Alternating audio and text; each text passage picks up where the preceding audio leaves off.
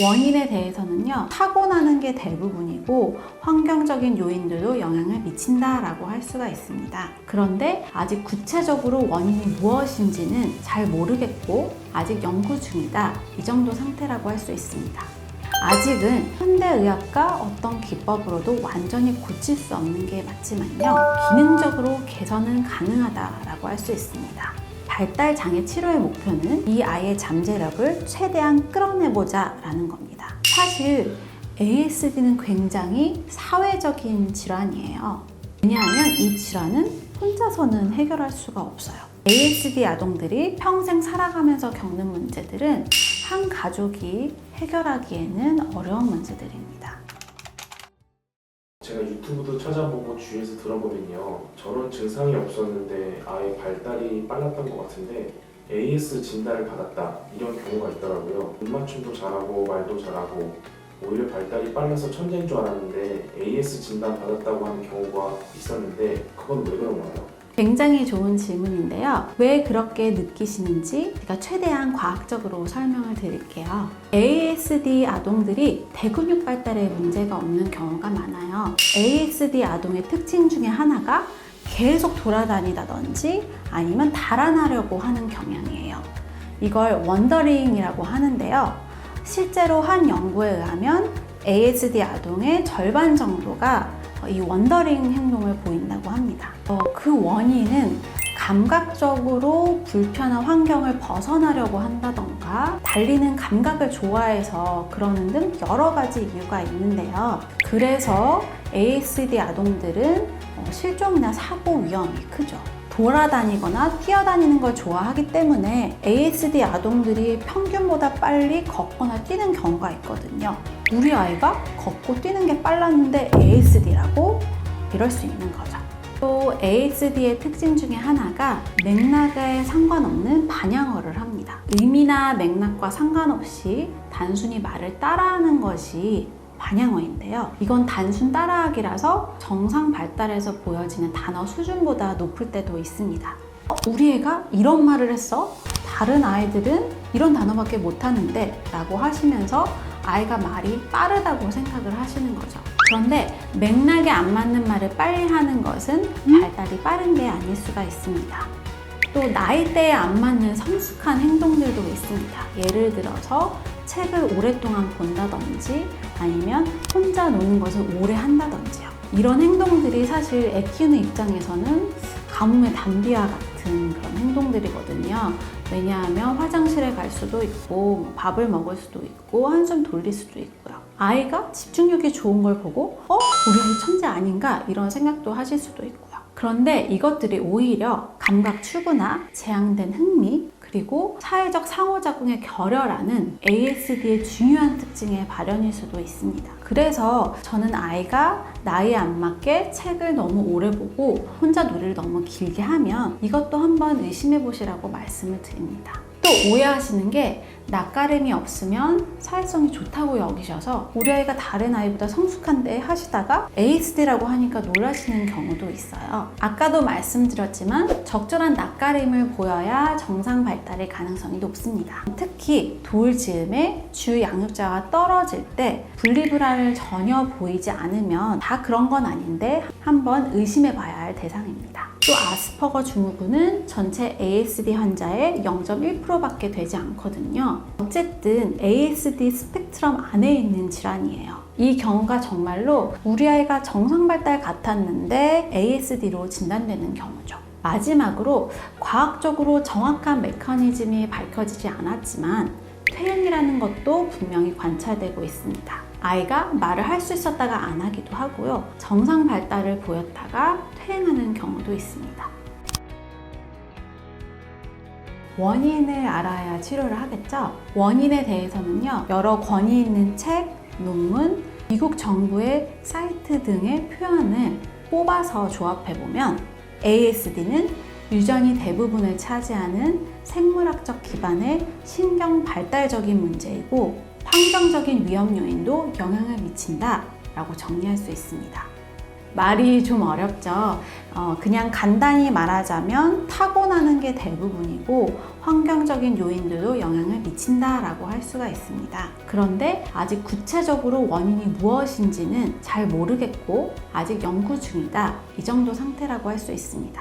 여기서 꼭 말씀드리고 싶은 건 부모님, 특히 어머님의 양육 태도 때문에 ASD에 걸린다 라는 개념은 역사적으로 확실하게 아닌 것으로 밝혀졌습니다. ASD라는 개념이 1940년에 처음 생겼고 1950년에서 60년대 사이에는 프로이드의 영향을 받은 정신과 의사들과 또 한 유명한 사이비 전문가 때문에 냉장고 이론, 즉 차가운 엄마 때문에 아이가 마음의 상처를 받아서 마음의 문을 닫은 것이 ASD다 라는 인식이 주류를 지배했어요. 상상해보세요. 안 그래도 ASD 자녀 때문에 힘든 어머님들을 후원 죽이는 상황이었겠죠. 그런데 정신과 선생님들, 사회 주류가 어머니를 비난하는 이런 숨막힌 상황 속에서도 내가 아이를 안 사랑해서 내 아이가 ASD에 걸린 거라고? 어떤 훌륭한 심리학자가 이에 저항하는 논문도 쓰시고 여러 가지 운동을 하셔서 저 이론은 이제 역사 속으로 완전히 소멸했습니다.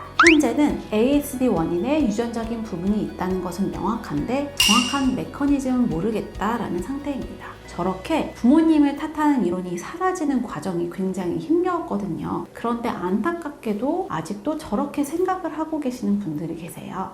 옛날 미국에서는 ASD 자녀들을 가진 부모님들이 자녀들을 치료센터에 입소시킬 때 자기들이 먼저 아이에게 잘못한 것들을 고해 성사처럼 고백했어야 됐다고 하는데요. 지금도 학부모님들이 상담해 와서 본인들이 미디어를 너무 빨리 노출시켜서 그런 거 아닐까? 내가 아이랑 못 놀아줘서 아이랑 상호작용을 잘 못해서 우리 아이가 ASD에 걸린 게 아닐까라고 말씀하시는 분들이 있는데 아닙니다. 전혀 아니에요. 안 그래도 헤쳐나가실 일들이 많은데 자책하는데 에너지를 빼지 마세요. 원인을 정확하게 모르니 완치법도 아직까지는 없습니다. 암 같은 다른 질환들도 손상된 유전자를 수리하는 치료법들이 개발 중에 있기는 한데요. ASD 같은 경우에는 관여하는 유전자들이 워낙 다양하다고 알려져 있기 때문에 아직 임상적으로 적용할 단계는 아닙니다. 요즘 뇌파를 이용하거나 뇌를 자극하는 치료법들도 시도를 하고는 있는데 임상적으로 그 효과가 검증된 상태는 아니고요. 그래도 워낙 요즘 다양한 치료법들이 빠른 속도로 개발되고 있으니 저도 하루빨리 완치법이 개발되기를 발달심리학자로서 기도하고 있습니다. 완치법이 없다는 건 영원히 치료되지 않는다는 건가요? 우선 치료가 된다는 것의 정의부터 생각해 봐야 하는데요. 지금으로서는 ASD가 완전히 치료된다는 상황은 발생하지 않는다라고 전문가들은 믿고 있습니다. ASD 환자들은 뇌 경로가 ASD가 아닌 사람들과 완전히 다르다고 여겨지거든요. 완전한 완치는 어렵다는 거죠. 그런데 조기 개입과 치료를 통해서 여러 가지 증상들을 개선시킬 수 있다는 것은 명확하게 입증이 됐습니다. 언어 능력은 물론이고요. 또 ASD 자녀들을 가진 부모님들이 가장 마음 아파하는 것 중에 하나가 자녀와 교감이 되지 않는다는 건데 그런 교감 능력과 사회성까지도 개선될 수 있습니다. 즉, 치료를 하는 목적과 기대치가 정상 발달로의 전환이라면 그것은 불가능하다. 아직은 현대의학과 어떤 기법으로도 완전히 고칠 수 없는 게 맞지만요. 기능적으로 개선은 가능하다라고 할 수 있습니다. 발달 장애 치료의 목표는 이 아이의 잠재력을 최대한 끌어내보자 라는 겁니다. ASD에서 스펙트럼이라는 단어가 들어있잖아요. 같은 ASD라도 중증도가 다르다는 뜻인데요. 치료를 전혀 안 받아도 정상 발달 아이들과 크게 다르지 않은 아동부터 증상이 심해서 보호자가 항상 붙어있지 않으면 안 되는 아동까지 그 범위가 넓어서 스펙트럼이라는 단어를 병명에 쓰는 거예요. 주어진 조건에서 치료를 통해 최대한의 상태로 만드는 것이 치료의 목적입니다. 어떤 아이들은 매우 드물지만 일론 머스크나 우영우처럼 천재성을 발휘하기도 하고요. 아마 좀 특이한 사람이라는 평가를 받을 수는 있지만요. 하지만 어떤 아이들은 말이 트이는 게 목표거나 보호자가 항상 안 따라다녀도 되는 상태를 만드는 것이 치료의 목표입니다. 애초에 출발선이 다 다른 상황에서 그 아이의 최대치를 이끌어내보자 라는 것이 치료의 의의예요. 주변에 보니까 약을 먹는 경우도 있던데 그건 어떤 약인가요? 그건 정확히 말하자면 ASD 자체를 위한 약이라기보다는 ASD 아동들은 동반하는 질환이 있을 가능성이 높습니다. ADHD나 우울, 불안, 불면증과 같은 정신과적 질환에서부터 변비와 같은 소화기관 질환까지요.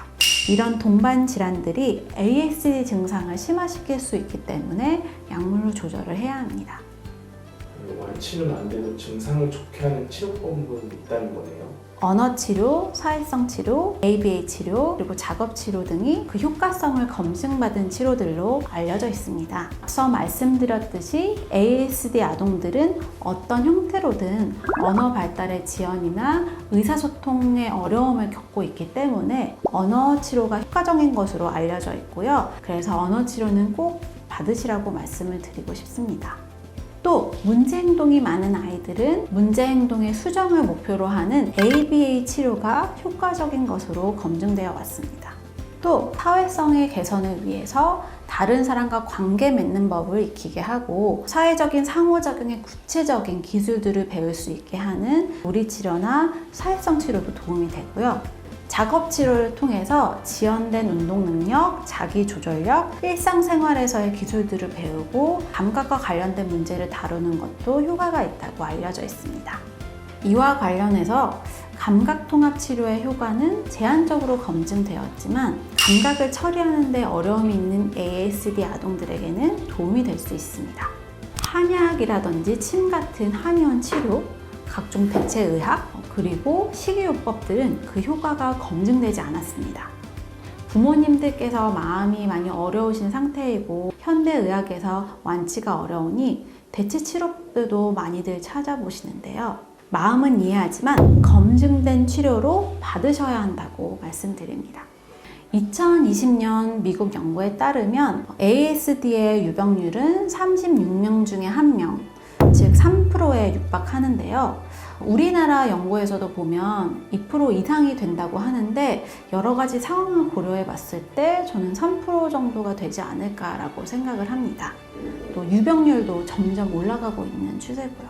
ASD 아동들이 겪는 사회적인 어려움이 일생에 영향을 미친다는 것을 고려할 때 ASD의 위험성을 빠르게 발견하고 조기에 발달장애 문제에 개입하는 것이 굉장히 중요합니다. 사실 ASD는 굉장히 사회적인 질환이에요.